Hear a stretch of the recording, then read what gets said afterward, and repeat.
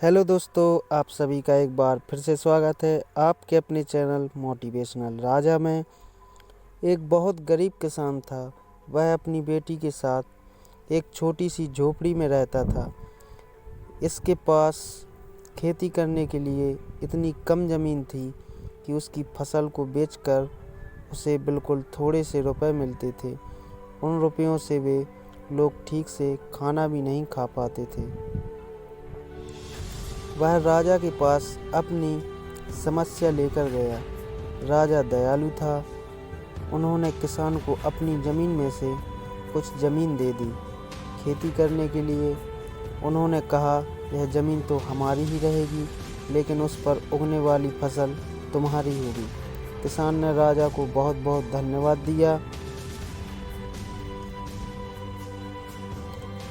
एक दिन वह खेत की जुताई कर रहा था, तभी उसका हल किसी कठोर चीज़ से टकराया।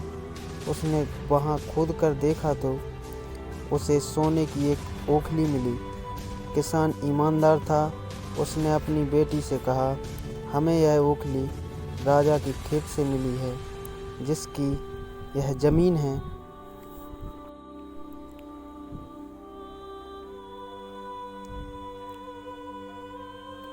उसी की यह ओखली भी है, इसीलिए हमको इसे राजा को लौटा देना चाहिए।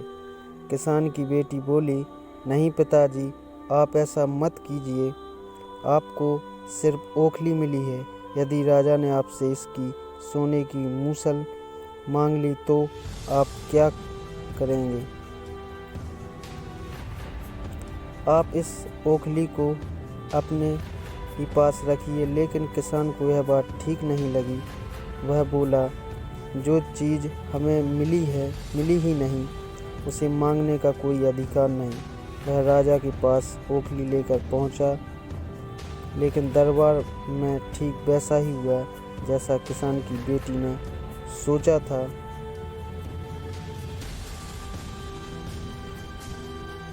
राजा ने सोचा कि किसान ने लालचवश मूसल अपने पास रख ली है। किसान बेचारा सोने की मूसल कहाँ से ला कर देता। नतीजा यह हुआ कि किसान को जेल में डाल दिया गया।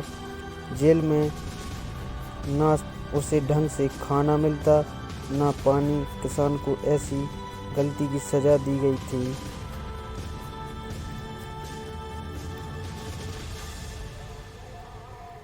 जो उसने की ही नहीं थी। वह खाए पिए बिना निढाल हो गया।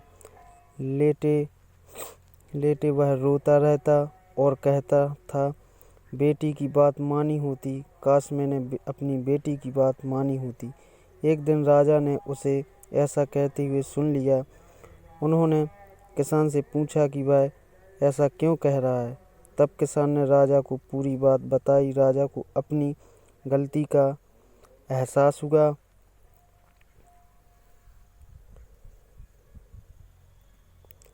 किसान को तुरंत छोड़ दिया गया। किसान की बेटी को राजा ने दरबार में बुलाया।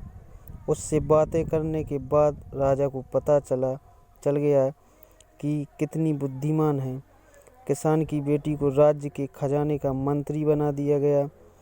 उन्हें रहने के लिए घर और सभी सुख सुविधाएं दी गईं।